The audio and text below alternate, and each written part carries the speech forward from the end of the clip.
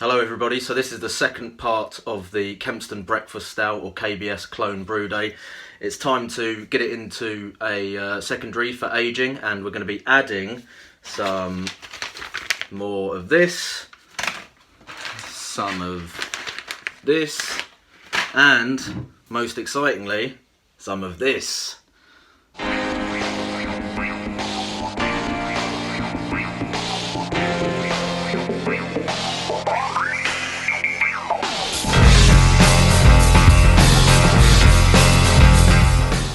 Okay, so the brew's been in primary for about 3 and a bit weeks now, so it's had plenty of time.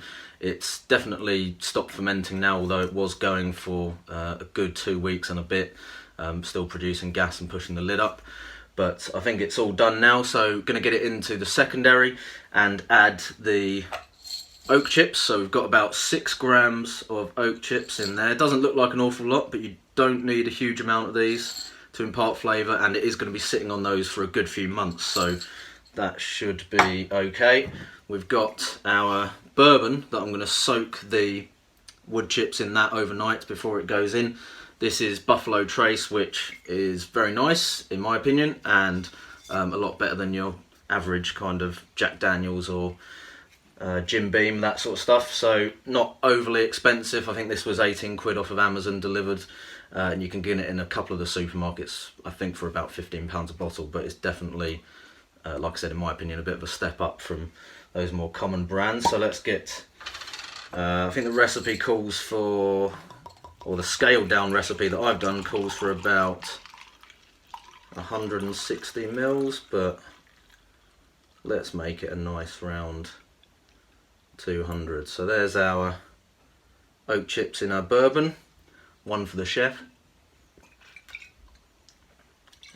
And we now need to sort out our coffee. So we need to make some cold brewed coffee, and basically you just need some cold water. So I've used water that has been boiled and cooled down, got it in my cafetiere, and I've got about 36 grams of coffee grounds there. So in the original recipe, it does ask for that really expensive Hawaiian stuff, the Kona coffee.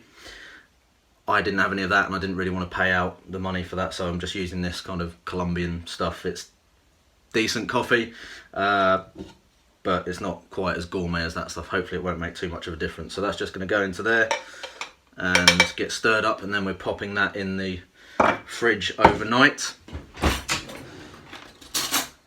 And we'll strain it out and then add the oak chips, the bourbon and the cold brewed coffee into the secondary, and strain the or rack the stout onto the top of that. So I'll be back tomorrow to get it into secondary. Right, so it's Sunday morning and I have got my pressure barrel. This is what I'm going to be aging the KBS in, so it's basically the best option I've got at the moment. I haven't got any spare kegs, so I would have probably used a Cornelius if I had one available, but this, I can still flush it through with CO2 and purge the air out of it, so it's going to be better than just leaving it in a bog standard FV that isn't able to seal particularly well. And yeah, giving it a thorough clean, star sand it, so that's good to go. So first thing I'm going to do is just basically purge it through, or flush it through with CO2. So I'm going to open the tap a little bit and just blast CO2 through this with this little cylinder that I've got here. So this is one of the S30 type valves and cylinders on here. So you can hear the gas is going through now, and it's just venting out the tap. I don't know if you can see the kind of gas coming out of the other end there. So that should be plenty. So I'm just trying to make the transfer into the PB as oxygen free as possible by doing this. So once I've got the KBS siphoned into it, I will purge it again with this CO2 cylinder. I have got my cold brewed Colombian coffee, so there's about 200 mils of that there, and there's the oak chips and bourbon. So I'm just going to mix those two together and then chuck all of that into the pressure barrel, and then we're ready to siphon it across. Okay, so I've just given the measuring jug just a quick squirt of Star San just to be extra safe. This smells absolutely amazing just on its own. That's very tempting to have a swig of that, but I won't. A little bit too early to be getting on the bourbon, so let's just get that into the pressure barrel. Just making sure that I have actually closed the tap on this. I have.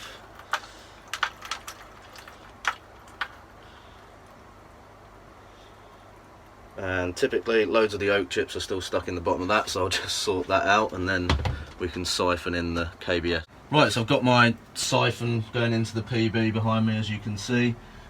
Just trying to do that as smoothly as possible without any splashing to introduce oxygen or whatever. As I said, once I've sealed it up, I'll flush it through with CO2 again. Took the opportunity to get a final FG reading before I put it into the secondary, and it's looking like it's just sitting at about 1023, which is about pretty much bang on for where the target was based on Beersmith. 1024 was the estimated finish, so it's just a point below that. It does mean the ABV according to Beersmith is coming in bang on 10% at the moment, so it'll get a little bump up from the bourbon. Haven't worked out exactly how much it will be, but I'm guessing about 10.5% or something like that we're looking at for the final strength of it. So let's have a little go on the trial jar, see how it's coming along.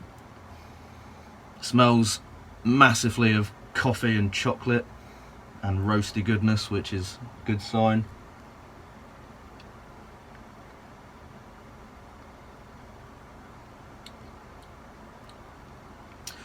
Wow, I've got to be pretty chuffed with that at this stage. Can't believe how smooth that is, considering it's only been in the bucket for about 3 weeks and it's supposed to age for nearly a year.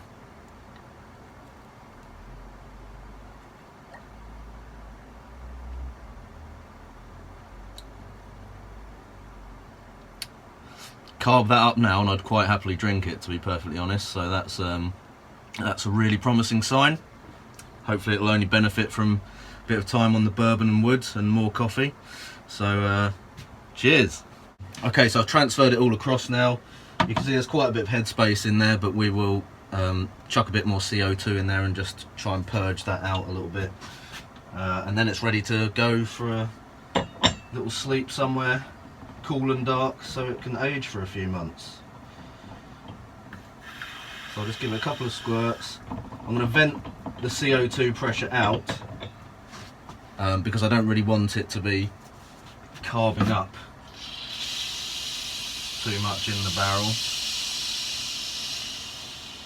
So I'll just give it a few more squirts of this and vent it out each time and then seal it up and put it away. So that's it for now. This will be going away for at least a couple of months, hopefully more. It probably depends on how quickly the weather warms up, so I'll want to get it into bottles once it needs to go somewhere cool. So yeah, once either the shed or the cupboard under the stairs gets a bit too warm for it, I'll probably transfer it into bottles there. So I reckon at least probably 2 or 3 months in the PB, maybe longer, and then we'll get it into bottles. And I will probably be reporting back with a first tasting shortly after that. Okay, cheers guys, see you soon. I'm the dude, so that's what you call me, you know? That or his dudeness or Duder or, you know, El Duderino.